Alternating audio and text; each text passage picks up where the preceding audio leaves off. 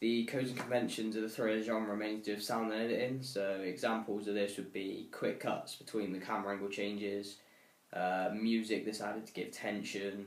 Lighting's also used to do the same thing. So an example of when lighting would be added to create tension would be they'd use spotlights or they'd use shadowing. So most of our film we did try and follow, for the most of the opening of our film we did try to follow these codes and conventions, but we didn't do it for everything. We tried to break away a bit so it wouldn't obviously just be the complete stereotypical film. So an example of when we were being stereotypical would be our first song choice, which is a song called Magnum Opus featuring Rojan, and this is done by Eric Ekholm. And we chose this song from a playlist we created. We had loads of different songs, all of similar genre and style of music, but this one stood out for all of us because it gave a much harder impact and created a lot more tension than the other songs. So there wasn't like the shots that were in this bit of the film aren't dramatic at all, but with the music over the top it creates tension, it creates drama, and this was kind of what we were trying to go with this song choice. Where we broke the stereotypical song choice is our second song, which was kind of controversial amongst us as a group. We weren't all entirely sure on doing it to start with, and we eventually came together and were like, yeah, we're a good idea, so we'll give it a go. And it works quite well. Well, we feel it works quite well. So our second song is a Prodigy Stand Up, and this is a very upbeat song, and it removes all of the tension created in the first clip.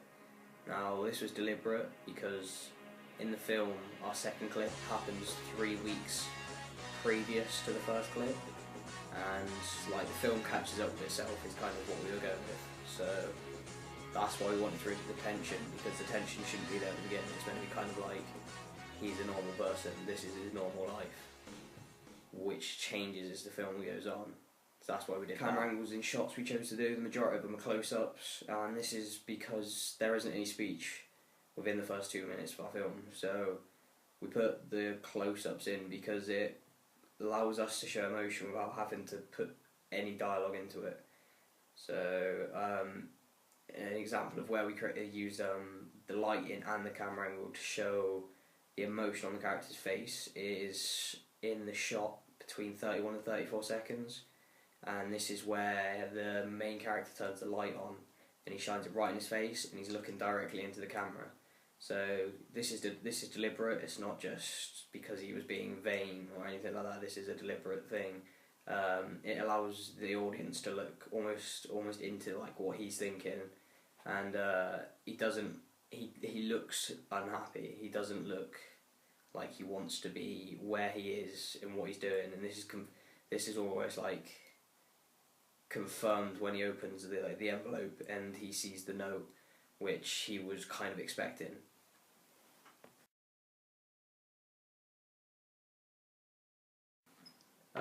I don't believe our opening truly represents any particular social group. We only show one character in the opening of our film, and this is because we like the concept of only having one main character, not having several. This was because we kind of want the audience to become engrossed and enrolled in just what this one character's doing, because it'll allow them to become more attached to him as the film goes on, and they'll back him more and support him in what he wants, in like his choices. They'll almost be like rooting for him.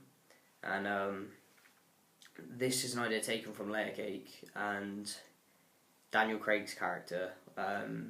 We've copied the idea from that with the fact that he doesn't get named throughout the entire film, and this is shown in the credits at the end when it just says Daniel Craig ? So we've done the same thing there because that was just because we liked the idea. In the initial sequence, so the opening minute of our film,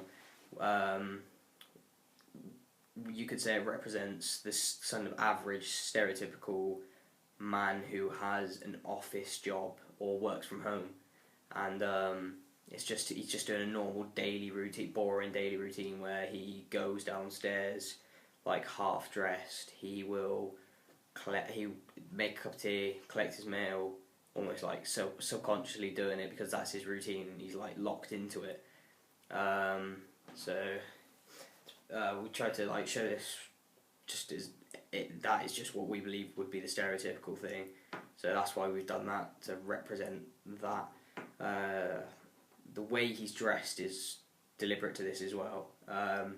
He's got his top button undone and the side of his shirt is untucked, and that's because he's just rushed to get changed because his routine he's always late, and therefore he's not going to be looking his smartest when he's just got out of bed. So that was another thing that's done deliberately. That wasn't just he didn't dress himself properly before we started filming. So we think there's several media institutions we could target for the production and distribution of our media product, and there's numerous reasons why they'd want to. So obviously we target all the cinemas within the UK, so cinema chains such as Cineworld and Odeon would be like the main ones we target because they're the biggest chains within the UK. If they're a hit in UK cinema, obviously we'll press to push them abroad and internationally, with the intention being that it would eventually become a hit in the US because this is where films are written in history, so to speak. After cinema release, they'd obviously be released. We'd want it to be released on DVD in the late autumn, early winter sort of period. So this we've chosen for it to be a release about this time, as this is when the most DVD sales are. We looked this up. So this is because nights are longer, it's colder outside, and people want to be inside.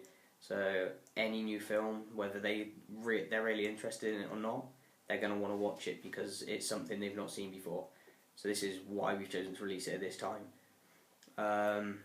Along with DVD release, we'd release it to the online streaming sites at the same time. These are the two biggest ones, are Netflix and LoveFilm. So Netflix is the biggest one, and it's got nearly 30 million users in the US alone.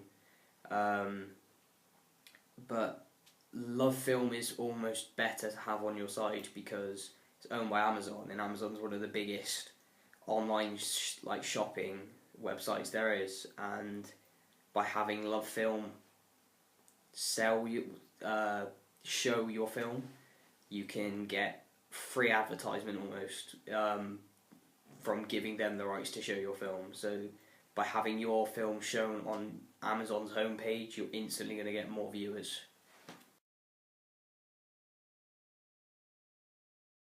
So our target audience is predominantly male, 15 onwards. There's no real limit to when the age ends after that. So we've chosen this age rating. Is most thriller films are of this age rating from the BBFC. R1 may well be pushed up to an 18 because of the very strong drug use, and the main plot of the film is drugs, but we try to push it for a 15 because it creates a wider audience. There are, obviously we're not going to rule out female viewers, so I mean, there are going to be female thriller fans that will want to watch it because it's a thriller film, whether they think it looks remotely good or not, because it's a thriller that will excite them to go and view it. So to attract the audience and address the audience, we've done several things. First, there are song choices. The first song choice was because it's very stereotypical to the thriller genre, and this is what all thriller fans would expect, and it's what they want to see, it's what they used to see, and they don't want to change this. The second song choice is also very deliberate because this will attract to a wider audience. The fact is, The Prodigy, they've been a massive music group, and they're probably the biggest dance group in other subgenres of dance and electronic of the past over 20 years. So this gives a very wide audience of fans. The older audience are obviously they're going to recognise it because it's The Prodigy. They have a very recognisable beat to their songs, and the younger audience are going to want to view it because it's a new song, and they'll have it available to them. They know what the song is because it's been in the charts recently. So that's the reason we chose The Prodigy and Stand Up. By having the main character being a very stereotypical male, it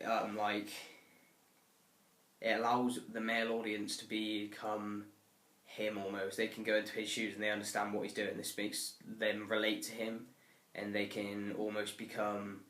They always get a bond to the main character, and they want him to make the right choices, and they feel like they can learn from him.